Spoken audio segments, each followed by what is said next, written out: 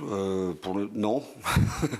Non, non, d'abord, c'est la satisfaction d'avoir gagné. Des matchs comme ça, quand on les gagne, on est forcément très heureux pour les joueurs, pour le club, pour tout le monde, même si voilà, ce n'est qu'un match, il y a que 3 points et il y a encore beaucoup, beaucoup de matchs derrière. Ensuite, il y a l'analyse qu'on doit faire quand même de ce match. Je pense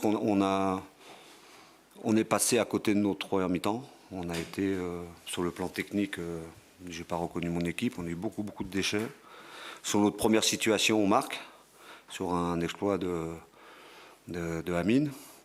Mais ensuite, on a rendu beaucoup trop de ballons à cette équipe de Clermont. Et comme on sait la faculté qu'elle a à l'utiliser, on a beaucoup souffert. Revenir à un partout à la mi-temps, c'est ce que j'ai dit aux joueurs. Je ne pas dire que c'était un miracle, mais bon, c'était normal. Mais Clermont aurait pu, dans cette première mi-temps, nous poser, enfin même marquer peut-être un but de plus. Par contre, on a eu une réaction en deuxième mi-temps assez importante. On a joué plus haut, on les a pressés mieux que ce qu'on avait fait en première mi-temps. Et puis donc on a pris 2 buts d'avance. Et puis ensuite, on a pris ce but qui a fait qu'on est un peu en difficulté. Mais c'est toute la qualité de mon équipe. On est par moments capable de faire de très belles choses, de prendre des avantages et puis de se mettre tout seul un petit peu en difficulté. Mais les mecs, ils lâchent rien. On a cette faculté, cette solidarité, cette envie voilà, d'obtenir des résultats. Donc, oui, parce que je trouvais déjà, cette équipe-là, si vous la laissez jouer, vous êtes mort. Donc on s'était dit qu'on allait mettre en place 2 phases. Une phase où on allait chercher très haut.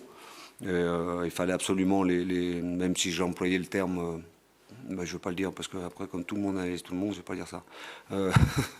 On voulait vraiment les empêcher de jouer dans des situations de pressing et aussi dans une situation avec un bloc médian. Mais l'idée, c'était de défendre constamment en avançant, en étant très attentif à la profondeur. Donc vous avez pu voir sur la première mi-temps que sur la profondeur, on n'a pas été très attentif. On était tout le temps en retard. Donc c'est pour ça que je n'étais pas très satisfait de la première mi-temps. En deuxième mi-temps, c'était beaucoup mieux. Donc, les 10 dernières minutes où vous reculez quand même. Pardon ? Peut-être les 10 dernières minutes où vous reculez aussi. Oui, mais c'est notre petit souci. On a 2 buts d'avance et on oublie un petit peu de jouer. Donc, mais contre cette équipe-là, on ne peut pas parce qu'on peut pas. Voilà, ils sont revenus à 3-2 et après on passe 3-4 minutes ou 5 minutes où ça peut, tout est possible. Mais à ce moment-là, il y a des éléments qui rentrent en ligne de compte et c'est ce que je dis toujours avec ce groupe. Ils sont pleins d'abnégation, ils sont solidaires, ils lâchent rien, quoi. Ils lâchent rien. Quel était ton discours à la mi-temps, justement, pour ce changement de visage? Je suis là, c'est-à-dire que l'équipe j'ai dit c'est pas mon équipe, c'est pas nous, c'est pas notre niveau. Voilà, on est en retard surtout, on est battu dans la profondeur. Il y a eu beaucoup trop de situations. J'ai aussi développé quelques situations de jeu, beaucoup trop de situations par exemple où Bafo était en 1 contre 1 avec son attaquant ou son joueur de couloir et il n'y avait pas de couverture. Voilà, des petites choses comme ça, mais j'ai surtout insisté sur le fait qu'on ne jouait pas. C'est comme si j'avais l'impression que les joueurs étaient un petit peu tétanisés, alors je ne sais pas par quoi, par l'enjeu, ou voilà, je trouvais qu'on était en dedans. Voilà, en dedans et que forcément, contre une équipe de cette qualité, évidemment, ça nous posait des problèmes. Puis après, surtout sur le plan technique, j'ai trouvé qu'on a eu un déchet incroyable, auquel les joueurs du mieux m'ont pas habitué. Et puis après, bon, voilà, ça s'est remis en place. Et puis après, les joueurs eux-mêmes, je le dis souvent, les joueurs eux-mêmes dans le vestiaire, voilà, ils sont remis dans le truc, beaucoup parlé, et puis ils sont revenus avec des meilleures intentions. Tu avais peur pour Brecht, c'est pour ça que tu le sors après? Pour Brecht. Oui, parce que compte tenu que quand il prend le carton, déjà j'ai trouvé qu'en première mi-temps, bon, il fait partie des joueurs qui ont perdu beaucoup de ballons, mais il a mieux commencé la deuxième mi-temps. Mais comme il a pris un carton et puis que je voyais bien que ce match allait être haché et que nous on avait cette volonté d'avancer constamment, je voulais pas prendre le risque qu'il prenne un carton. J'ai eu aussi cette réflexion avec Sting parce que bon voilà, mais bon, par bonheur il n'en a pas pris un autre. Mais et puis aussi Manu a besoin aussi de temps de jeu et quand il rentre comme ça, les joueurs qui sont rentrés aussi apportent. Cette action, Donc, c'est le regret de votre confrère. Il pense que les deux pieds sont décollés, que ça mérite un rouge. Là. je suis d'accord avec lui sur le fait que les deux pieds sont décollés, mais il prend le ballon, le joueur. Et à aucun moment il prend. Après, c'est emporté dans l'élan, il fait tomber le joueur. Mais alors après, j'ai pas vu l'image. Hein. Mais pour moi, il prend le ballon et c'est sur le fait qu'il soit emporté qu'il prend le joueur. D'ailleurs, c'est ce que l'arbitre lui dit. Mais là, franchement, j'ai pas vu les images, donc je sais pas. Vous avez parlé d'un exploit d'Amin Ali. Quel regard vous portez sur sa prestation globale? J'ai trouvé qu'il a été performant. J'ai trouvé qu'il avait fait son match. Amine, il a cette faculté, il est très important pour nous, il a cette faculté d'accélérer le jeu, de faire des différences. En 1 contre 1, il est capable de les faire. Là, sur l'action, il élimine 2-3 joueurs. Il donne un super caviar. Non, il a fait son match. Alors après, si votre question elle est par rapport à tout ce qui se dit, c'est la deuxième question, mais je vais anticiper. Mais J'ai vu que vous aviez dû parler avec lui ce matin. C'était nécessaire du coup de parler avec lui. c'est normal, mais je parle tous les jours avec lui. Mais ce matin, on a parlé. Mais c'est très simple. Ma relation avec Amine, elle est très claire. C'est un garçon en qui j'ai confiance. Il a la confiance de tous ses partenaires. Et à partir du moment où le joueur il me dit qu'il a envie d'être là, qu'il veut jouer la montée avec nous, qu'il va être à fond dans le match et que ce qui se passe autour, ça ne le perturbe pas, je lui fais confiance et j'ai eu raison de lui faire confiance.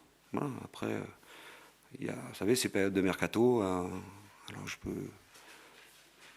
pourrais commenter ce qui s'est passé, mais j'ai pas envie. Mais voilà, c'est comme ça. Moi, ce qui m'intéresse, c'est ce qui se passe dans le vestiaire, c'est tous les jours avec les joueurs. Et quand il y a des problèmes comme ça, alors il y a une partie qui est gérée par le club. Moi, ma vérité, notre vérité à nous, c'est ce qu'on se dit entre quatre yeux. Donc, et Amine, c'est un garçon, il aime le club, il a envie de monter avec nous. Et il a montré aujourd'hui à tout le monde voilà, que c'est son attachement au club, qu'il avait envie de le faire. Donc, voilà. Mais c'est un jeune joueur, donc il faut aussi, je dirais pas le conseiller, mais le protéger par rapport à ça, lui expliquer aussi certaines choses. Donc voilà, moi j'aime bien avoir des relations comme ça avec mes joueurs, des relations de confiance. De toute façon, si on, voilà, c'est comme ça que ça fonctionne. Et surtout, c'était important aussi vis-à-vis de ses partenaires. Donc ses partenaires ont une grande confiance en lui et il doit sa réussite à son travail, à son investissement tous les jours, mais il la doit aussi à ses partenaires certains de ses partenaires ont de l'expérience, le protègent, le conseillent. Bon, donc voilà, mais bon, j'avais pas de doute avant le match. Est-ce qu'il faut expliquer à un joueur comme ça, ou peut-être à son entourage, que c'est aussi bien d'être avec son club formateur, d'aller au bout des saisons, de faire des saisons complètes, peut-être de monter en Ligue 1 avec son club formateur avant de rêver à autre chose? Mais c'est l'ambition qu'il a, mais vous savez, après,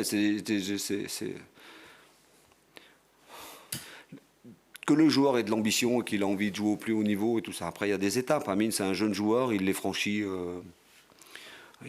peut-être plus vite que la moyenne ou que la normale. Mais voilà, moi je pense que ce garçon, il vit un truc fantastique avec nous, avec ses potes, avec ce groupe. Je pense qu'il a très envie que la fin de l'aventure se matérialise par une montée. Après, il sera toujours temps de penser à son avenir, mais c'est ce que je lui ai dit. Je lui ai dit, tu vas faire une carrière et tu vas faire une grande carrière. Après, aujourd'hui, tu as encore d'autres étapes. Sur le plan footballistique, il y en a. Il y a plein de marges de progression. Et puis aussi sur le plan psychologique. Parce que aller dans des grands clubs, et demander par les grands clubs, c'est très flatteur, mais arriver dans un grand club, rentrer dans un vestiaire d'un grand club, il faut avoir les épaules, il faut avoir, voilà, il faut. C'est pas comme chez nous. Chez nous, Amine, il est aimé, adoré, protégé, mais parallèlement à ça, on est aussi exigeant, il travaille, enfin voilà. Donc je dirais pas qu'il apprend son métier, mais il est dans une phase de progression. Et comme c'est un garçon qui est à l'écoute, et je dirais que sa plus grande qualité, c'est qu'il adore le foot, il aime le foot. Voilà. Donc voilà, il va continuer de progresser et nous, il va il va nous faire des matchs comme il a fait, comme il en a fait pas mal. Et puis voilà. Mais il n'a aucun souci à se faire pour son avenir. C'est un dossier clos, on nous a compris. Là. Vous dites que le club, des fois, s'occupe de ça. Oui, j'ai fait une interview avant sur Bein. J'ai dit il va jouer là et puis il va jouer à Auxerre. Et puis à Troyes. Et puis à Rodez. Et puis peut-être à Bordeaux en coupe. Ah. Sur le match, j'aimerais que tu me parles un peu plus de la performance de Branco. C'est peut-être son meilleur match sous les couleurs toulousaines. On a vu aussi, j'ai trouvé très bon, encore taclé dans les arrêts-jeux. En dehors de ces 2 buts, je trouvais que dans l'orientation du jeu, c'était pas mal du tout. Ouais, il est. On sait déjà, on n'est pas surpris par la qualité, hein, les coups de pied arrêtés, hein, voilà, toutes ces choses-là. Mais après, on sait que quand il est bien sur le plan physique, il a cette faculté à transformer le jeu d'une équipe. Bon, sur le plan technique, il n'a pas de problème, même si en première mi-temps, comme les autres, je trouve qu'il a eu du déchet. Mais voilà, c'est un joueur d'équipe, c'est un joueur qui fait jouer l'équipe, qui oriente le jeu. Il est capable de jouer long, il est capable de jouer court. Il a aussi des facultés de percussion, alors pas sur des distances importantes, mais sur 5-6 mètres comme ça pour battre une ligne et après faire jouer les autres. Mais moi, je ne suis pas surpris. Depuis quelque temps, sur le plan physique, il est beaucoup mieux. Et donc après, il peut nous montrer toute la technique qu'il a. Vous les aviez travaillé ces coups francs là? Des coups francs comme ça? Non, les coups de pied arrêtés, oui. Mais les coups francs comme ça, mais c'est compliqué à mettre ces coups francs. Il y en a très peu, hein, quand il y a des coups francs très très proches comme ça. Mais il a mis un sac, je sais pas combien de ballons il y a. Voilà, donc tant mieux. Qu'il en garde un peu pour les autres matchs. Après, tu parlais c'était juste finalement 3 points, même si c'est un concurrent direct pour la montée, ça permet quand même, j'imagine, d'aborder ces 2 déplacements au CER plus 3 assez sereinement. Il y a un mini matelas. Ouais, mais ça va très vite. Voilà, moi, je vois pas les choses comme ça. Ouais. Donc, à la fin de ces 3 matchs-là, Auxerre et après, donc on va à 3. Rien ne sera fait, rien ne sera fini. Alors, il peut y avoir des petits écarts qui vont se faire, mais ça va être compliqué jusqu'au bout. Ça va être serré jusqu'au bout. Ça va être. Donc voilà. Donc c'est pour ça que. Ce qui m'intéresse surtout, c'est que nous, on garde notre ligne de conduite, qu'on prenne les matchs les uns après les autres. Alors je sais, vous aimez pas cette phrase-là, les journalistes, mais nous, c'est comme ça vraiment qu'on le fait. La seule chose que je demande aux joueurs, c'est qu'il faut qu'on ait l'ambition de tous les gagner. Voilà. Après, je sais qu'on va pas tous les gagner, mais avoir cette ambition-là, c'est aussi avoir l'attitude qui va avec, et c'est ça qui m'intéresse. Et c'est ce qui me plaît dans ce groupe et dans cette équipe, c'est qu'à chaque match, il se passe quelque chose et à chaque match, on ressent ça. Donc on ne fait pas tout bien, des fois on fait des très bons matchs, des fois des matchs moyens. Aujourd'hui, on fait un demi-match pour moi, une bonne deuxième mi-temps, mais en première mi-temps, on est très en dessous de notre niveau. Mais on sent que cette équipe, elle a cette capacité de provoquer des émotions. Quelquefois négatives, des fois positives. C'est une équipe qui provoque des choses, et moi c'est ce que j'aime dans le foot. Donc voilà, on verra bien, on fera le bilan après cette semaine à 3 matchs. Il y aura forcément aussi une gestion des joueurs. Enfin voilà, on verra comment on passe cet écueil-là, mais derrière il restera beaucoup de matchs.